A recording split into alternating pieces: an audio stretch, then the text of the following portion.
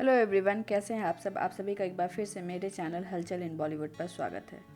मेरे अलावा कईयों के मन में यह सवाल ज़रूर आता होगा कि अधिकतर बॉलीवुड फिल्में आखिरकार शुक्रवार को ही रिलीज़ क्यों होती हैं। आखिर ये चलन कब से शुरू हुआ होगा और वो कौन सी पहली फिल्म होगी जिसने इसकी शुरुआत की होगी। तो चलिए जानते हैं इन सारे सवालों के जवाब। आज भले ही मूवी मेकर्स बहुत सारे कारणों से फ्राइडे को मूवी रिलीज़ करते हैं, लेकिन बॉलीवुड में शुरुआत से ही फ्राइडे को मूवी रिलीज़ करने का कल्चर नहीं था। इनफैक्ट नीलकमल जैसी बड़ी और सुपरहिट फिल्म 24 मार्च 1947 यानी कि मंडे को रिलीज हुई थी और उसने बहुत कलेक्शन भी किया था। दरअसल यह फ्राइडे का कल्चर अमेरिका से अडॉप्ट किया गया है और वो पहली फिल्म जो फ्राइडे को रिलीज हुई थी वह थी मुगले आजम। इंडिया में यह ट्रेडिशन 1950 के बाद शुरू हुआ है। दरअसल इसके पीछे एक सॉलिड रीजन था। पुराने वक्त में फ्राइडे को हाफ वर्किंग डे और साथ ही साथ पे डे भी माना जाता था।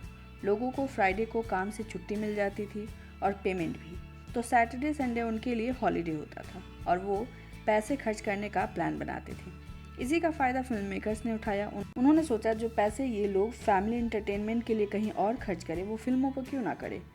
बॉलीवुड फिल्म मेकर्स की ये स्कीम काम भी आई। लोग बड़ी तादाद में फ्राइडे को फिल्म रिलीज होने का इंतज़ार करने लगे ताकि वो सैटरडे और संडे को फिल्म देखने जा सके। इसके अलावा आप सभी शायद ये जानते ही होंगे कि फ्राइडे को लक्ष्मी का दिन माना जाता है और कमाई के लिए लोग इस दिन को शुभ भी मानते हैं। इस कॉन्सेप्ट के साथ एक और सवाल खड़ा हो जाता है और वो ये है कि अब तो साल में 300 से भी अधिक फिल्में रिलीज होती हैं और हफ्ते तो साल भर में केवल 52 ही होते हैं, यानी कि केवल 52 फ्राइडे ही आते हैं। तो क्या लोग इस फ्राइडे कॉन्सेप्ट को ब्लाइंडली फॉलो करते हुए फ्राइडे को ही सारी फिल्में रिलीज़ करते हैं और कई सारी फिल्में एक साथ क्लैश हो जाती हैं?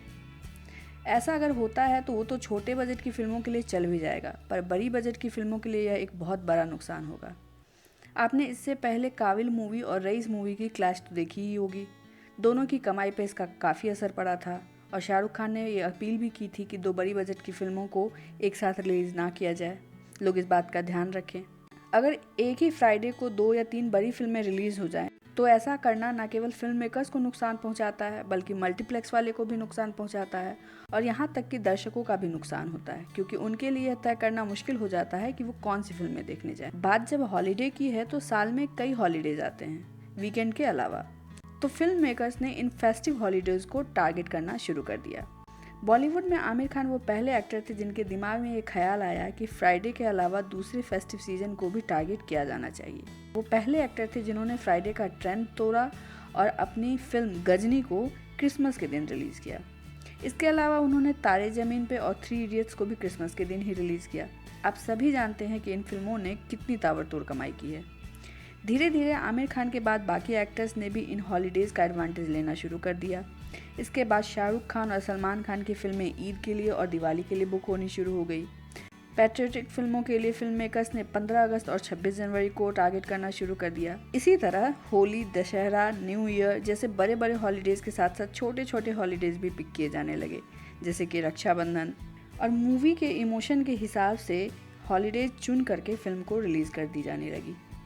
ऐसा नहीं है कि इन दिनों पे रिलीज़ की हुई सारी फिल्में चलती हैं, पर यह एक मार्केटिंग स्ट्रैटेजी बन गई है दर्शकों का ध्यान खींचने के लिए और उनकी जेबें ढीली करने के लिए। आज के लिए बस इतना ही। उम्मीद है आपको ये इन्फॉर्मेशन पसंद आई होगी। अगर पसंद आई है तो प्लीज़ इसे लाइक और शेयर करें। चैनल को सब्सक्राइब करना ना भूलें और अपना ध्यान रखें। Thank you so much.